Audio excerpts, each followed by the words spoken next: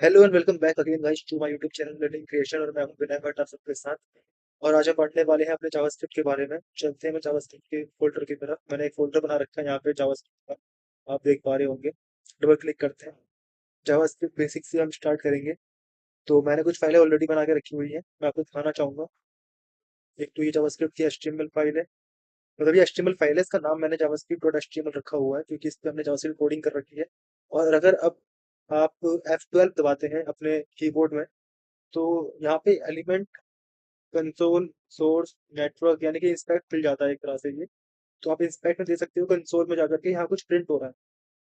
तो ये कंसोल में कैसे हम काम करना सीखते हैं, जावास्क्रिप्ट की हेल्प से कैसे हम कंसोल में कुछ प्रिंट करवाते हैं, कैसे हम कैलकुलेशंस परफॉर्म करते हैं, ये सब हम देखने वाले हैं जावास्क्रिप्ट की प्रोग्रामिंग में। ठीक है, तो मैं ये फाइल दोबारा से बनाऊंगा। और ये मैंने बना रखी है इसकी JS की फाइल। ये JS की फाइल है, जिससे जो कंसोल में जो हमें दिख रहा था वो हमें इससे दिख रहा था। तो कैसे एक जावास्क्रिप्ट की फाइल बनाई जाती है हम स्टार्टिंग में सीखेंगे फ्रॉम द स्क्रैच। ठीक है, और कैसे प्रोग्रामिंग करते हैं, प्रोग्रामिंग की कुछ दुनिया में पहले कदम रखेंगे हम। और कैसे प्रोग्रामिंग करी जाती है वो भी सीखेंगे। तो पहले एक फाइल बना लेंगे। मैं इसको नाम दे रहा हूँ माई स्क्रिप्ट। ये मैंने दे चुका हूँ ऑलरेडी। तो मैं इसका नाम देता हूँ स्क्रिप्ट .js। ठीक है, ये मैंने फाइल का नाम दिया script.js। इसको मैं ओपन कर लूंगा VS कोड से। तो इसको आप भी ओपन कर सकते हैं VS कोड से। अब एक बात और, अगर आपको जावास्क्रिप्ट चलाना होता है तो इसका आउटपुट हमें दिखता है कहाँ, ब्राउजर की कंसोल पर। तो जो मैंने ये फाइल बनाई थी javascript.html, इसको मैं ओपन करूंगा MS सॉरी VS कोड से। और यहाँ पे मैं जो फाइल अटैच करते हैं वो कैसे करते हैं वो भी आपको दिखाऊंगा। तो हम यूज करते हैं स्क्रिप्ट टैग। जब भी हमें HTML फाइल में VS जावास्क्रिप्ट की फाइल जोड़नी होती है तो हम स्क्रिप्ट टैग का इस्तेमाल करते हैं। और उसके बाद SRC इस्तेमाल करते हैं। SRC में हम देते हैं फाइल का पाथ का नाम। तो यहाँ पे पाथ तो कुछ है नहीं, दोनों एक ही फोल्डर में है, तो मैं script.js लिख दूंगा डायरेक्ट। और ये क्लोज्ड, और स्क्रिप्ट टैग क्लोज्ड। ठीक है, तो ये एक लाइन है इंपॉर्टेंट स्क्रिप्ट टैग की, जिससे हम CS जावास्क्रिप्ट की फाइल को HTML से लिंक करते हैं। क्या करते हैं, लिंक करते हैं। ठीक है, अब मैं जो कुछ भी लिखूंगा इस स्क्रिप्ट की फाइल में वो सब यहाँ पे शो होगा। जैसे कि मैं कंसोल.log लिखता हूँ।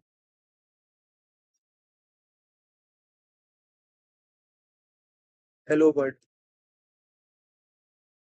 तो आप देख पाओगे, जब मैं ये वाली फाइल को ओपन करूंगा javascript.html की, तो ये जो हेलो लिखा हुआ है ये तो HTML से आ रहा है। अब हम F12 दबाएंगे तो यहाँ पे हमको दिख रहा है हेलो वर्ल्ड। ये हेलो वर्ल्ड जावास्क्रिप्ट से आ रहा है, क्योंकि ये मैंने कहाँ पे डिफाइन किया था, जावास्क्रिप्ट की फाइल पे। ठीक है,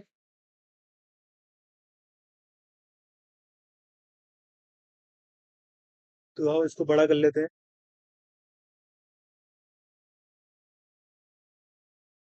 इसकी हमें जरूरत नहीं है फिलहाल, इसको बड़ा कर लेते हैं। जैसे मैं यहाँ पे कंसोल लॉग, एक और कंसोल लॉग लिखता हूँ। तो यहाँ पे मैं लिखता हूँ welcome to the world of JavaScript. जैसे ही मैं इसको यहाँ पे रिफ्रेश करूंगा, इसको हटाते हैं, रिफ्रेश करूंगा तो यहाँ पे एक और कंसोल आ गया, welcome to the world of JavaScript.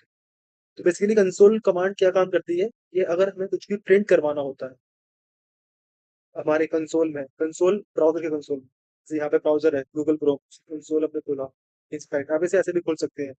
Right click, inspect, ये एलिमेंट आएगा, एलिमेंट में हमारे पास HTML है, जैसे सिंपल हेलो लिखा हुआ है। और ये कंसोल जहाँ पे हम जावास्क्रिप्ट की हेल्प से कुछ प्रिंट करवा रहे हैं। हम ये डायरेक्टली कंसोल में भी कर सकते हैं। कंसोल में भी हम प्लस माइनस कर सकते हैं। जैसे मैं 2 + 3 करूंगा तो ये 5 दिखाएगा, 4 + 6 करूंगा तो ये 10 दिखाएगा। तो कंसोल में हम डायरेक्टली भी कर सकते हैं, और वही चीज हम यहाँ से भी कर सकते हैं जावास्क्रिप्ट की हेल्प से। इस पे आएंगे अभी। हम पहले हम ये कर लेते हैं कि हम जावास्क्रिप्ट में हम पढ़ने वाले थे डाटा टाइप्स के बारे में। डाटा का टाइप्स, डाटा टाइप का सिंपल मतलब होता है डाटा के टाइप्स।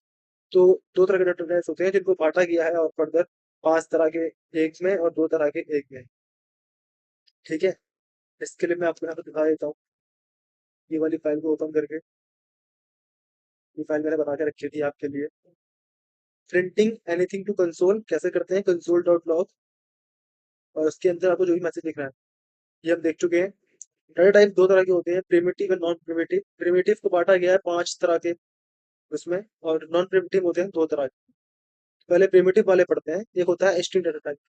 स्ट्रिंग डाटा टाइप का मतलब क्या होता है कि वो डाटा टाइप जहाँ पे हम कुछ भी स्ट्रिंग वैल्यू प्रोवाइड करवाते हैं। स्ट्रिंग वैल्यू मतलब A B C D F G H से लेकर के जेड तक, इससे जो कुछ भी बनेगा वो हम कहेंगे स्ट्रिंग है।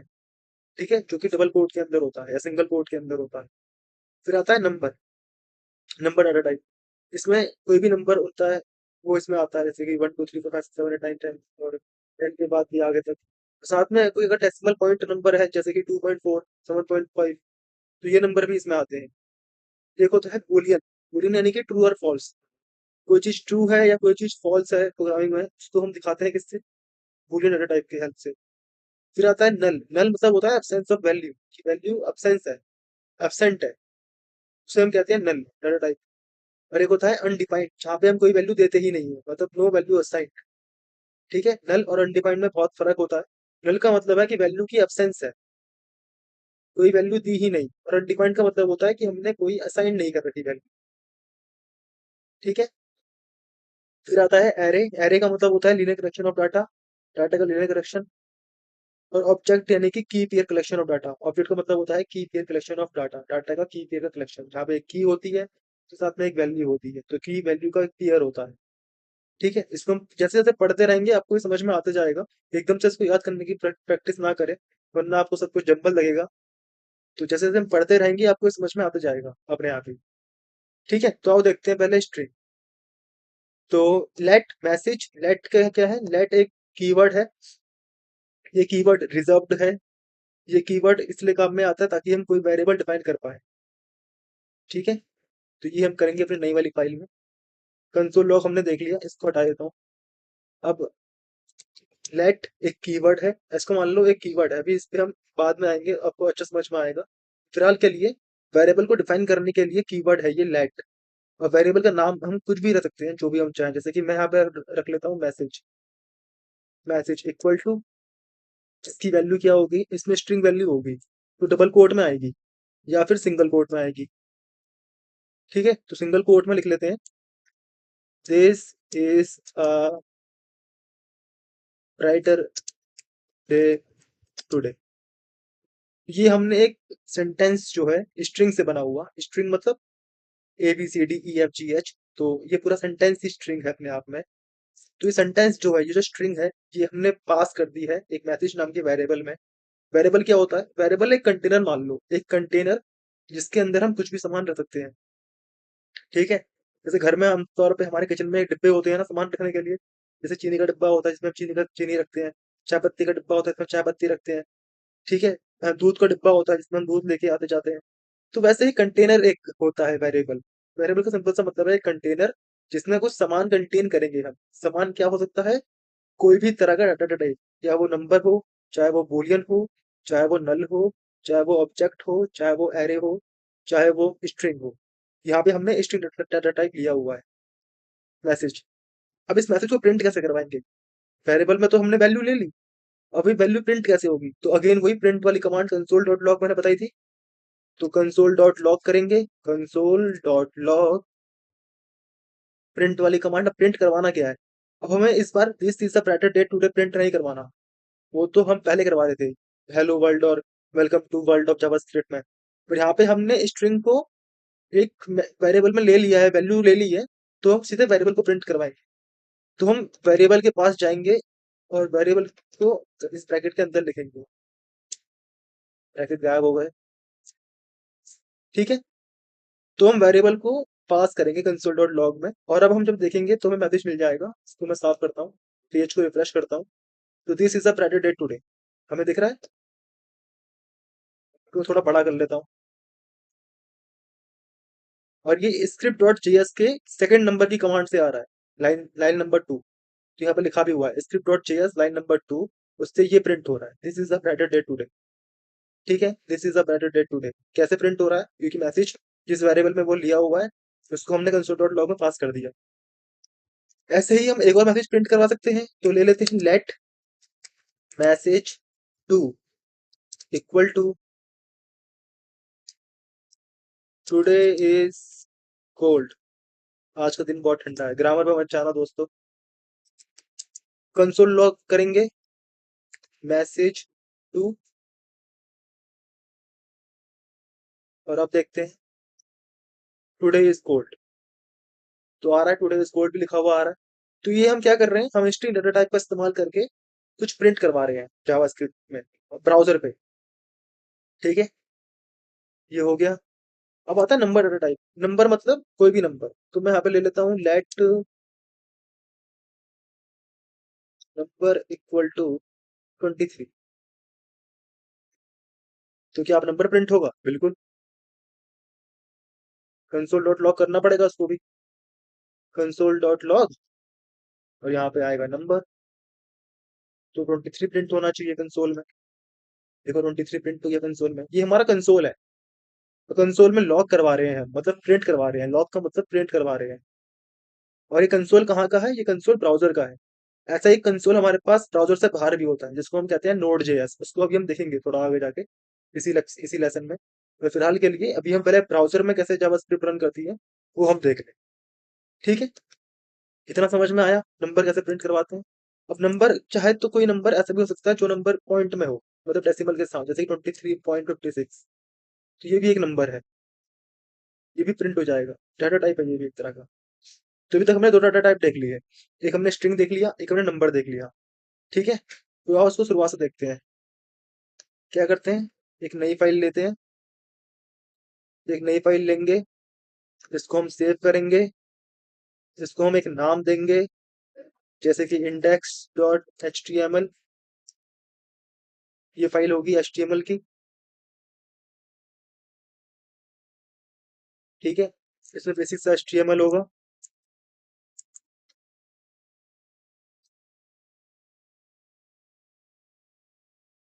मैं बेसिक HTML बना लेता हूँ।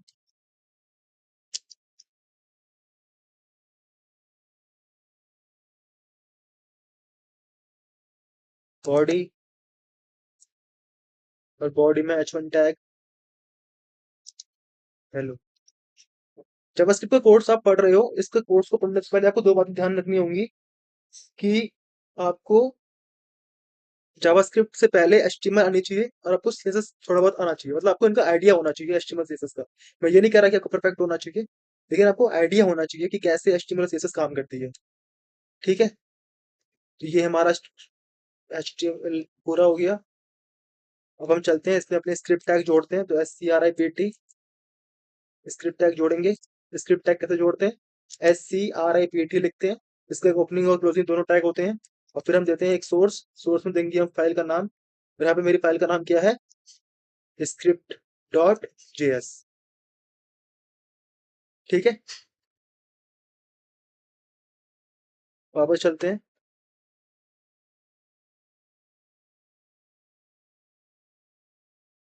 मैं यहाँ script.js की फाइल को डिलीट कर देता हूँ, इसको यहाँ से भी हटा देता हूँ।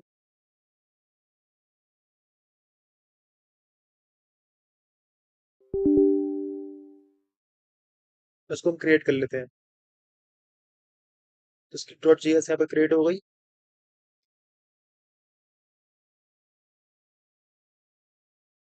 इसको रिफ्रेश करेंगे तो ये हमको यहाँ पे दिख भी रही है। ठीक है, तो अपने फाइल जोड़ना सीख लिया, कैसे जोड़ते हैं फाइल, एक बार दोबारा। एक फाइल बनाएंगे index.html की, एक फाइल बनाएंगे script.js की, और index.html में जाकर के index.html में जाकर के ये रहा स्क्रिप्ट टैग की कमांड, इसको हम लिखेंगे।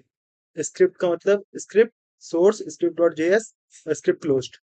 ठीक है, इस फाइल को आप यहाँ भी लगा सकते हो हेड से पहले, मतलब हेड सेक्शन में, और चाहो तो अब इस फाइल को आप लगा सकते हो बिल्कुल जहां बॉडी खत्म हो रही है आपकी उससे पहले।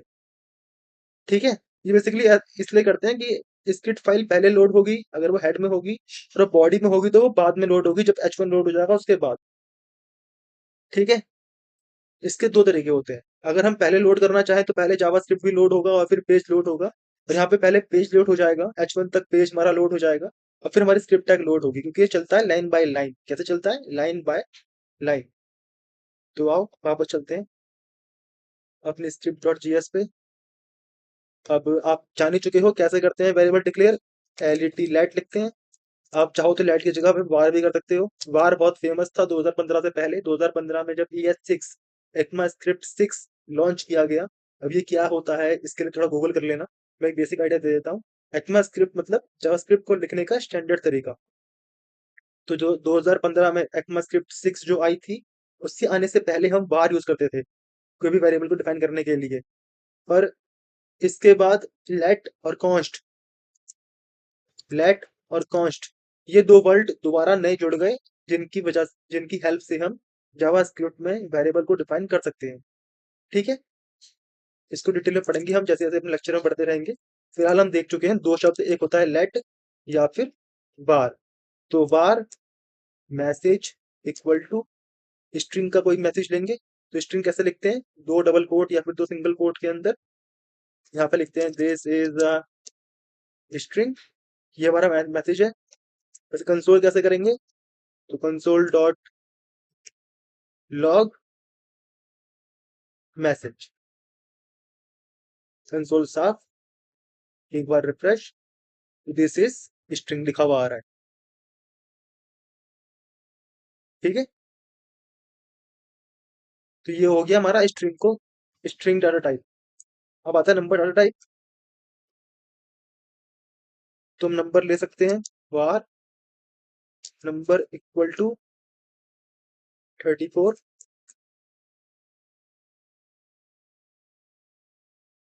Soul dot log number. 34 आ गया। इस नंबर पे अब हम कोई ऑपरेशन भी कर सकते हैं। जैसे मान लो एक तो नंबर ये हो गया, एक नंबर है हमारे पास दूसरा भी, वार नंबर 2 इक्वल टू 23।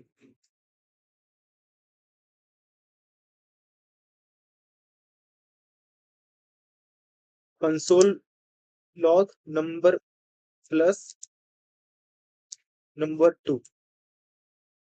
तो अब देखते हैं क्या प्रिंट होता है।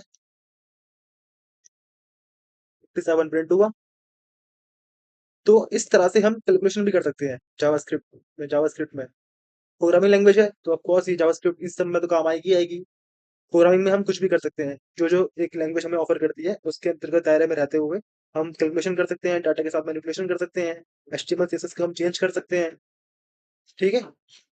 तो ये था हमारा कैलकुलेशन, ये हम देखेंगे बाद में आराम से। फिलहाल हमें नंबर समझ में आ गए। अब एक और है var is active equal to true. ये भी एक डाटा टाइप है बूलियन।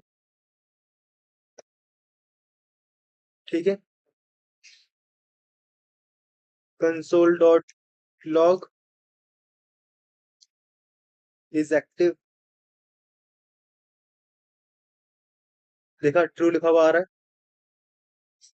अब एक बात और, वेरिएबल डिफाइन करने के कुछ तरीके, कुछ रूल्स होते हैं। जैसे कि आप वेरिएबल नंबर से डिफाइन नहीं कर सकते। मतलब मैं ऐसा कोई वेरिएबल डिफाइन नहीं कर सकता 3 बार इक्वल टू 3, ऐसा ही लिख के। मतलब आगे से न्यूमेरिकल न्यूमेरिकल नंबर आगे से नहीं ले सकते, फ्रंट में नहीं ले सकते। ये गलत तरीका है। देखा लाल लाल दे रहा है। हाँ, हम बाद में ले सकते हैं नंबर को, उसमें कोई दिक्कत नहीं है। ठीक है। और कुछ वर्ड है जावास्क्रिप्ट के रिजर्व्ड। रिजर्व्ड मतलब जो जावास्क्रिप्ट में यूज होते हैं, जैसे कि for, in, var, let, const. इन सब का इस्तेमाल आप नहीं कर सकते। क्लास, इन सब का इस्तेमाल आप नहीं कर सकते किसी भी वेरिएबल को नाम देने के लिए। जैसे मैं अगर क्लास लिखूंगा तो ये एक गलत नाम है, देखा लाल लाल आ रहा है, क्योंकि ये रिजर्व्ड कीवर्ड है जावास्क्रिप्ट में, तो ये काम नहीं करेगा। तो हमें वेरिएबल का नाम ऐसा लेना होता है जो अपने आप में यूनिक हो, क्लैश ना करे किसी और नाम से, किसी और उसी प्रोग्राम में किसी और वेरिएबल के नाम से। और कुछ रूल्स भी होते हैं। रूल्स मैं आपको दिखाता हूँ।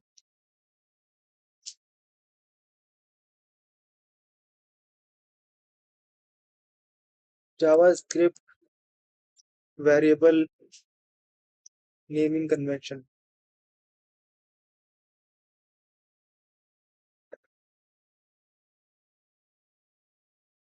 तो ये देखो, allowed character name are only contain letter A Z और A to Z. Case sensitive language of course. तो आप ए टू जेड और स्मॉल कैपिटल स्मॉल में ए टू जेड यूज कर सकते हो, थ्रीड्स का इस्तेमाल कर सकते हो, अंडरस्कोर का इस्तेमाल कर सकते हो, और डॉलर साइन का इस्तेमाल कर सकते हो।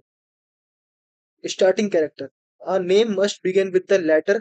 एक नाम शुरू होना चाहिए एक लेटर से, या फिर अंडरस्कोर से, या फिर डॉलर से। Can not start with digit, digit से नाम स्टार्ट नहीं होगा। मतलब वेरिएबल नेम अगर मैं ऐसे लेता हूँ नंबर, तो ये चलेगा। मैं लेता हूँ डॉलर का साइन, सॉरी एंड का नहीं, डॉलर साइन नंबर, ये चलेगा।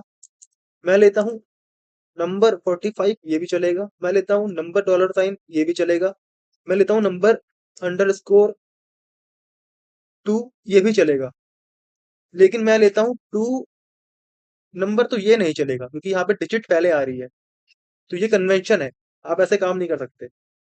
ठीक है, फिलहाल मैं यहाँ पे हम स्ट्रिंग देख चुके हैं, नंबर देख चुके हैं, बूलियन देख चुके हैं। तो अब क्या बच गया? नल। तो मैं एक वेरिएबल ले लेता हूँ, पीपल इक्वल टू नल। यहाँ पे वैल्यू ही नल है पीपल की। नल मतलब अब्सेंस ऑफ वैल्यू, कोई वैल्यू दी ही नहीं है। ठीक है, कंसोल करेंगे ऐसे पीपल को।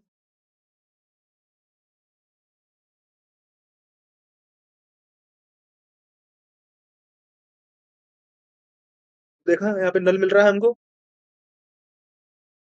नल। तो नेमिंग कन्वेंशन यही थे, बाकी केस सेंसिटिव होता है ये। और आप रिजर्व कीवर्ड यूज नहीं कर सकते, और कोई स्पेसिंग नहीं होती, ना कोई हाइफन होता है। अंडरस्कोर हो सकता है पर हाइफन नहीं हो सकता। बाकी से आप गूगल कर सकती हो, जीएस वेरिएबल नेमिंग कन्वेंशन लिखोगे तो ये आ जाएगा। ठीक है, जेएस वेरिएबल नेमिंग कन्वेंशन लिखोगे तो रिक्वायर्ड रूल्स आपको मिल जाएंगे। 4 रूल है छोटे छोटे। पहला, अलाउड कैरेक्टर कौन कौन से हैं? छोटे अल्फाबेट्स, बड़े अल्फाबेट्स, डिजिट्स, अंडरस्कोर और डॉलर साइन, ये सब अलाउड है। लेकिन डिजिट से शुरुआत नहीं होगी, ये अलाउड नहीं है। ठीक है, आप शुरुआत कर सकते हो अंडरस्कोर से, अल्फाबेट लेटर से, या फिर डॉलर साइन से। ठीक है, स्पेसिंग नहीं होगी बीच में, और हाइफन नहीं यूज होगा। ठीक, तो ये थे हमारे नेमिंग कन्वेंशन कन्वेंशन।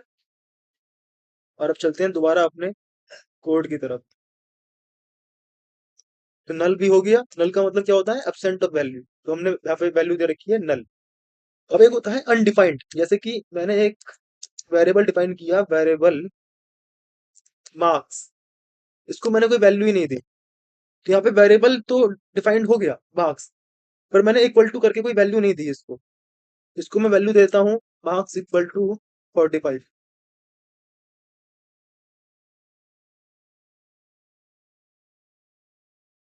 इसको वैल्यू देता हूँ मार्क्स इक्वल टू 45।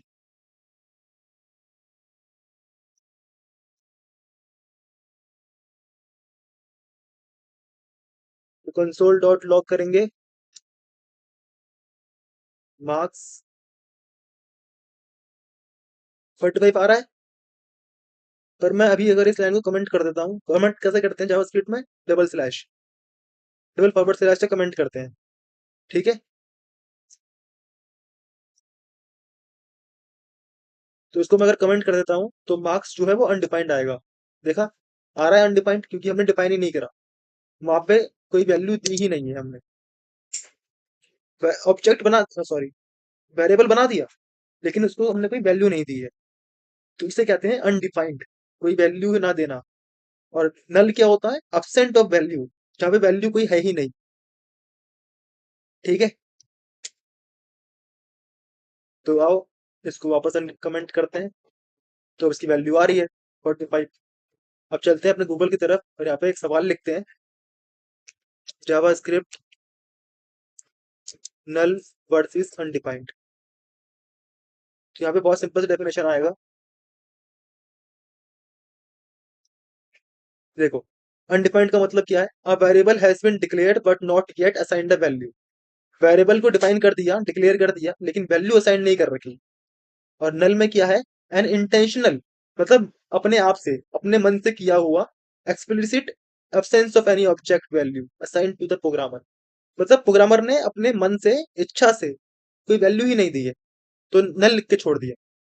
लेकिन अनडिफाइंड में क्या होता है, absent of value, variable declare कर दिया लेकिन असाइन नहीं करी है कोई भी वैल्यू, तो हमने ना अनडिफाइंड लिखा, ना हमने नल लिखा, हमने बस वेरिएबल लिख के छोड़ दिया।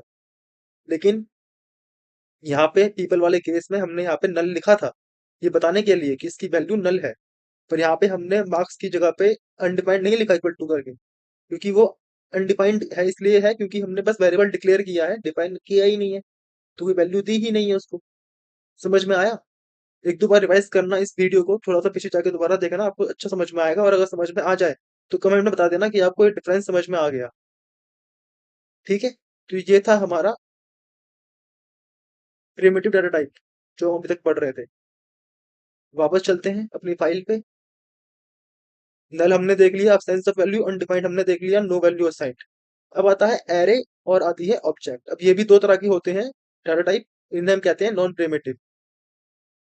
ठीक है, इनका मतलब क्या है, एरे कैसे बनता है, एरे सिंपल से बनता है, let array equal to square bracket. आपको प्रोग्रामिंग की दुनिया में जहां भी कोई वैल्यू स्क्वायर ब्रैकेट के अंदर दिखे, बहुत सारी वैल्यूज, तो मतलब वो एरे है। जैसे यहाँ पे मैं नंबर का एरे बना रहा हूँ, तो 1, 2, 3, 4, 5, 6, 7, तो ये एक एरे है नंबर्स का 1 to 7, जिसको हमने कॉमा कॉमा से सेपरेट की हुई है हर वैल्यू। ठीक है, इसे हम कंसोल डॉट लॉग करके देखेंगे।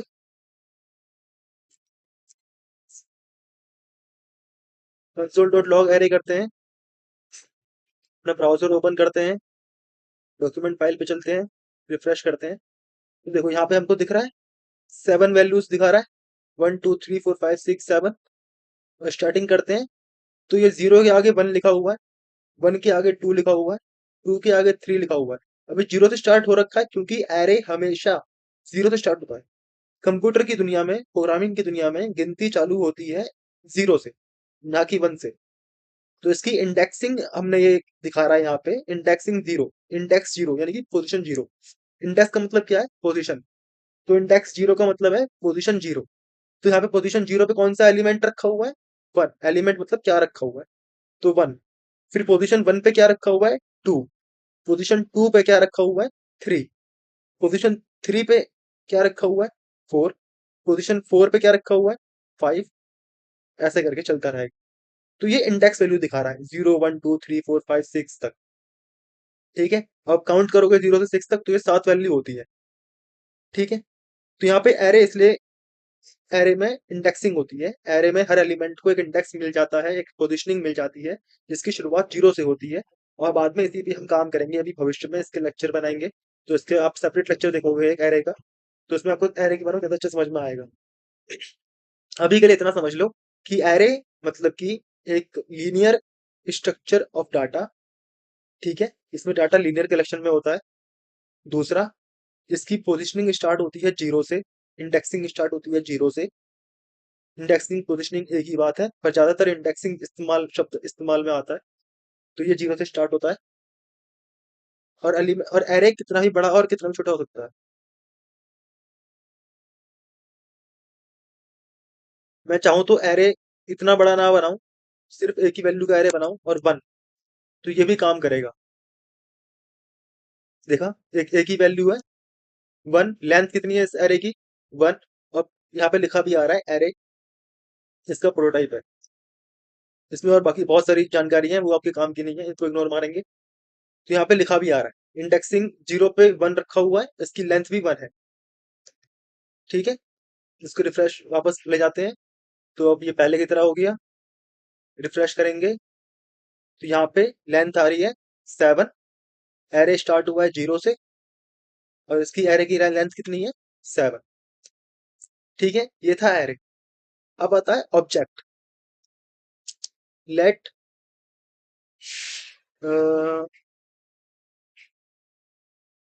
Student equal to curly bracket.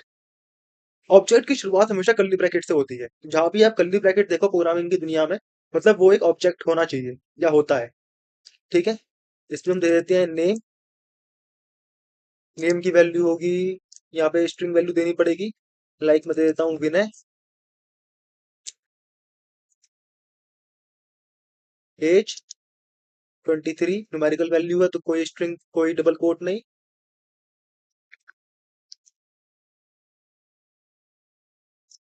Marks 67 ठीक रहेगा। और इस एक्टिव ट्रू। ठीक है, कंसोल डॉट लॉग स्टूडेंट। तो यहाँ पे हमको वैल्यू मिली, इस पे बाद में आएंगे, पहले यहाँ पे चलते हैं। लेट, वही अगेन एक वेरिएबल लेना होता है तो वेरिएबल से पहले हम क्या लेते हैं, लेट या var या कॉन्स्ट। तो यहाँ पे हमने लेट लिया हुआ है, फिर हमने वेरिएबल का नाम लिया हुआ है स्टूडेंट। उसके बाद हमने क्या लिया हुआ है, कर्ली ब्रैकेट। कर्ली ब्रैकेट मतलब कि ऑब्जेक्ट। जहां भी आपको कर्ली ब्रैकेट देखे प्रोग्रामिंग की दुनिया में, खासकर जावास्क्रिप्ट में, तो मतलब वो एक ऑब्जेक्ट है। उसके अंदर जो डिफाइंड है वो सब एक ऑब्जेक्ट है। अब ऑब्जेक्ट होता क्या है, ऑब्जेक्ट होता है कलेक्शन ऑफ पेयर्स, की और वैल्यू का। मतलब इसमें एक की होगी, एक वैल्यू होगी, उनका पेयर होगा आपस में। जैसे कि यहाँ पर है, नेम एक की है, विनय एक वैल्यू है, एज एक की है, 23 एक वैल्यू है, मार्क्स एक की है, 67 एक वैल्यू है उसकी, इज एक्टिव एक की है, और ट्रू उसकी वैल्यू है। ठीक है, ये है एक ऑब्जेक्ट। यहाँ पर देखो इसका रिजल्ट हमें मिल रहा है, age 23, is active true, marks 67, name Vinay. और ये इसका प्रोटोटाइप कैसा है, ऑब्जेक्ट जैसा है, तो ये एक ऑब्जेक्ट है। ठीक है, समझ में आया ऑब्जेक्ट क्या होता है। की वैल्यू पेयर का कलेक्शन ऑफ डाटा। यहाँ पे डाटा तो कलेक्शन हो रहा है, name Vinay, age 23, marks 67, is active true. तो एक डाटा ही तो है, तो ये डाटा का पेयर है। नेम विनय पेयर में है दोनों, एक की है और एक वैल्यू है। तो ये था हमारा एरे एंड ऑब्जेक्ट। और इससे पहले हमने सीखा स्ट्रिंग, नंबर, बूलियन और नल और अनडिफाइंड। और हमने सीखा कंसोल डॉट लॉग कैसे करवाते हैं, तो हमने सबको कंसोल डॉट लॉग भी करवाया। हमने इंडेक्स फाइल से अपनी फाइल को भी जोड़ा। हमने एचटीएमएल से कैसे जोड़ते हैं सीएसएस को, सॉरी जावास्क्रिप्ट को, हमने वो भी देखा। ठीक है, अभी एक्चुअली हाल ही में सीएसएस का चैप्टर कंप्लीट करे ना, तो मुझे उसकी याद आ रही है। तो हमने कैसे एचटीएमएल को जोड़ते हैं जावास्क्रिप्ट से वो भी देख लिया। हमने जावास्क्रिप्ट के डाटा टाइप देख लिए। डाटा टाइप्स में इतना ही था। कल हम इससे आगे पढ़ेंगे, तब तक के लिए देखते रहिए लर्निंग क्रिएशन, और ऐसे ही वीडियोस से ज्ञान प्राप्त करते रहिए। मैं मिलता हूँ दूसरी किसी और वीडियो में आपके साथ, तब तक के लिए good night, have a good time.